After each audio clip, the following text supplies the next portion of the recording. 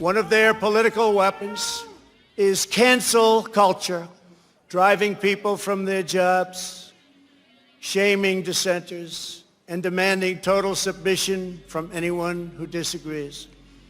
This is the very definition of totalitarianism, and it is completely alien to our culture and to our values, and it has absolutely no place in the United States of America.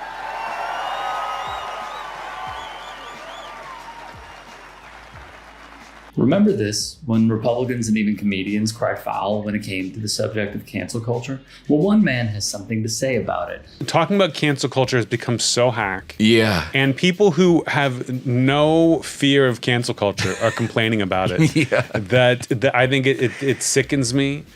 And I think people want comedy to be dangerous. I want comedy to be dangerous. And if you can't get in trouble, it's not dangerous. Right. So complaining about cancel culture is just saying you want to take all of the danger out of it and you want it to be easy for you. Right. That I think as soon as I say it, people cheer. Yeah. And this journalist was like, why do you think people are cheering? Do you think they believe you that you're about to talk about cancel culture? Do you think they are sick of cancel culture? And I'm like, no. They're way more savvy than that. They've seen the first 40 minutes of the special. They know I'm not suddenly turning into Ricky Gervais. Right. They get that I'm about to subvert this in some way. One of my favorite comics, Anthony Jeselnik.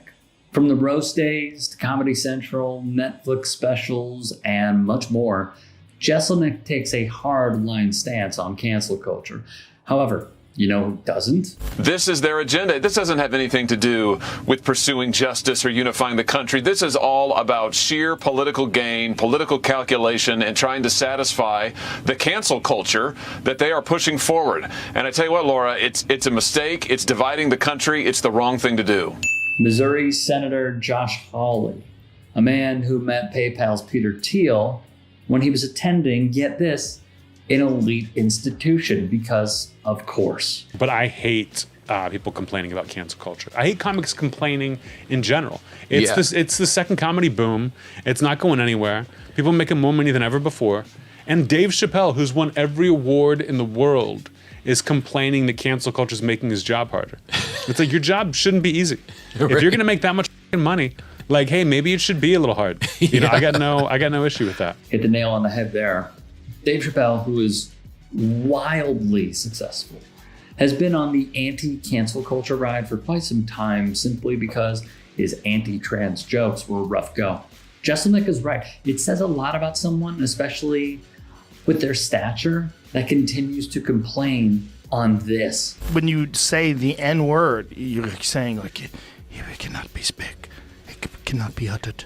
It is a sacred word. Yeah. It is a magic word. If you say it, Candyman will come. Right. It's very weird. It's very weird that we've ever allowed that. It's one thing, you could say, no one's going to get mad. It's not as racially charged, Yeah. Yeah, but the N-word, you won't say it. Look at you. Say it. How many people listen to this stuff is quite alarming. Also, how Spotify keeps it going really shows what they value. Jeselnik, meanwhile, has another take. You have the great line about just comics trying to get on Rogan by saying that you're fighting this cause. It's like, what's the cause? It's become I think it's kind of groupthink. And I'm surprised that I'm attacked by saying cancel culture is not a thing. That people that just not parroting what every other comic is saying would somehow be seen as treasonous and not as an individual. I have my own thoughts. Right, I don't exactly. and I would be way more successful. And I'd have way more money if I did complain about cancel culture. If I went the other way that a lot of these guys go. And I think it's stupid and I'm happy to fight about it. Yeah. I think it's good for comedy when two comics are at odds or talking to each other. I think it's good for the art form. Yeah, but now everyone's got to be friends. Right. You've got to worry about what Joe thinks about these things. Yeah. And have Joe mediate fights. And I like Joe, but I don't get the whole stand-up comedy. I got into it because you get to do it by yourself. Right. You go on stage alone. Yeah, with your audience. Yeah. So Yeah. these well, let's get a group together. I never understood it. I know, I'm the same way. His ability to bring this perspective, especially about Rogan, who is a fellow comedian, is eye-opening. Additionally, it shows, for the times we live in, how he goes against the groupthink mindset that Rogan offers. But the State of the Union was not live. And Yes, it was. No. Did you see that they found out that it wasn't? That they looked at his watch, and his watch Wait, was... no. Yeah. Do a State of the Union analysis, Biden's watch. No way. Yeah, someone zoomed in on his watch, and his watch was the wrong time. How could that even be? Well, it could be he's blind and you can't see what But time what network's watch on is. it? I don't know what they knew. How do you know what they knew? You just you get a feed. You know? I don't think all the Republicans would agree to it, too. Who 'Cause they're knows all what there. they knew? They're all there live while Yeah. he's doing it? Yeah. You got Mike Johnson behind you. You got them all in the audience crossing their hands when they don't like what you say. It's got to be live. Let's see. I don't see anything. State of the Union wasn't live. I added watch. It I'm could not be some troll. seeing anything about They that. got me. Yeah. They could have got me. Well, there was no Biden's watch. Look at Biden's watch, incorrect time, State of the Union. No, President Biden's Oval Office address wasn't pre-recorded. A fake No, that's the image with Oval the Office, wrong not the State time of the floating Union. around. Yeah, there is a fake image. They got me. Like, come on, man. You were duped into thinking the State of the Union was somehow pre-recorded. And then you just say, they got me. Imagine all the other stuff he gets duped on when a guest does not care to question him and just goes along with it or cries political indifference. Because let's be clear, that's the only reason he got caught, is because his guest was like, no, that can't be right. In the meantime, Anthony Jeselnik, during his newest special on Netflix, was rather blunt. Here's what he said. Guys, do not get me wrong. I like Joe. Joe's my friend. Joe's a good guy. But if you listen to his podcast, you're a effing loser. From the Newsweek piece, the comedian cited his crazy conspiracy theorist brother-in-law as an example of one of Rogan's target demographic and described him as someone who doesn't think 4 hours is long enough for a podcast episode. There's a lot going on. Like, I don't know if you guys know this, but there's literally a floating island of garbage in the middle of the ocean right now. Yeah. I think it's called Puerto Rico.